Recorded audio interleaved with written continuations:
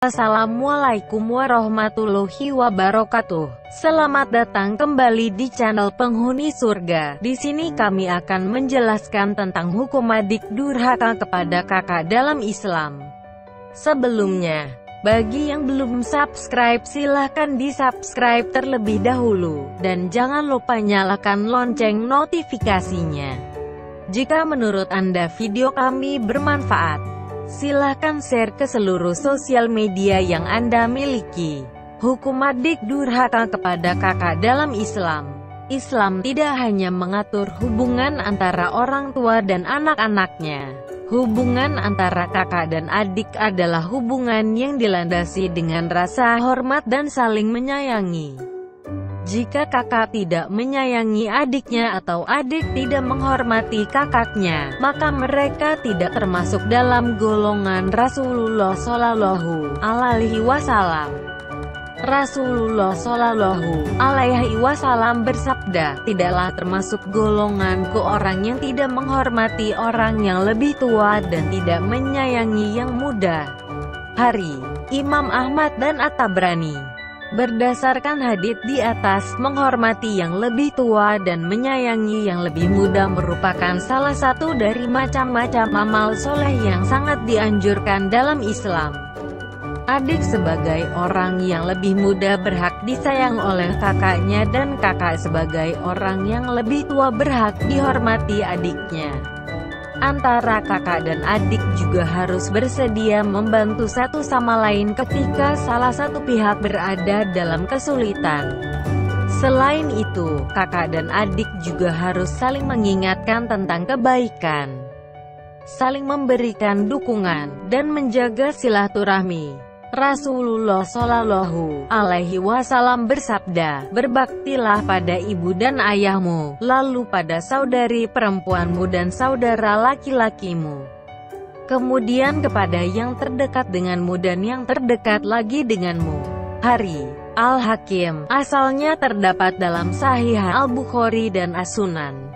Menurut dalil di atas, berbuat baik kepada kakak hendaknya dilakukan secara berurutan, yakni saudara perempuan baru, saudara laki-laki, saudara yang lebih dekat hubungan kekerabatannya, dan terakhir saudara yang lebih jauh.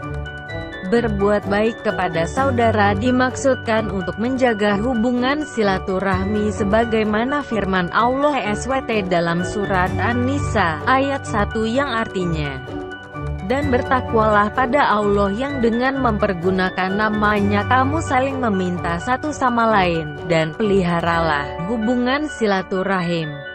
Sesungguhnya Allah selalu menjaga dan mengawasi kamu. Qs. An-Nisa 1. Hubungan antara kakak dan adik tidak selamanya berjalan dengan mulus. Selalu ada masalah yang timbul antara kakak dan adik yang dapat mengarah pada terjadinya konflik. Misalnya, kakak yang iri kepada adiknya atau sebaliknya, merasa diperlakukan secara berbeda oleh orang tua, perbedaan pendapat yang tajam, dan lain sebagainya. Kata-kata kasar pun tak jarang terlontar ketika terjadi pertengkaran antara kakak dan adik. Jika adik yang mengeluarkan kata-kata kasar atau hal-hal lain yang dapat menyakiti hati sang kakak, maka si adik sejatinya telah durhaka kepada sang kakak. Durhaka kepada kakak tidaklah dibenarkan dalam Islam karena Islam memandang adab adik kepada kakak sama seperti adab anak kepada orang tuanya. Dalam artian adik harus berbuat baik kepada kakak sebagai orang yang lebih tua sama seperti seorang anak yang berbuat baik kepada orang tuanya. Allah SWT berfirman dalam surat An-Nisa ayat 36 yang artinya, sembahlah Allah dan jangan kamu mempersekutukannya dengan sesuatu pun, dan berbuat baiklah kepada kedua orang tua ibu bapak. Qs. An-Nisa 36. Menurut ayat di atas, berbuat baik kepada kedua orang tua yakni ibu dan bapak adalah perintah Allah SWT yang menunjukkan kewajiban setelah perintah untuk beribadah dan tidak mempersekutukan Allah.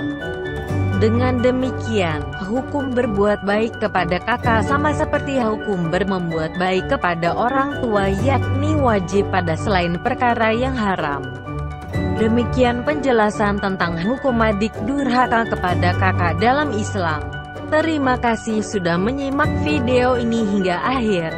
Semoga bermanfaat bagi kita semua. Sampai jumpa di video selanjutnya. Wassalamualaikum warahmatullahi wabarakatuh.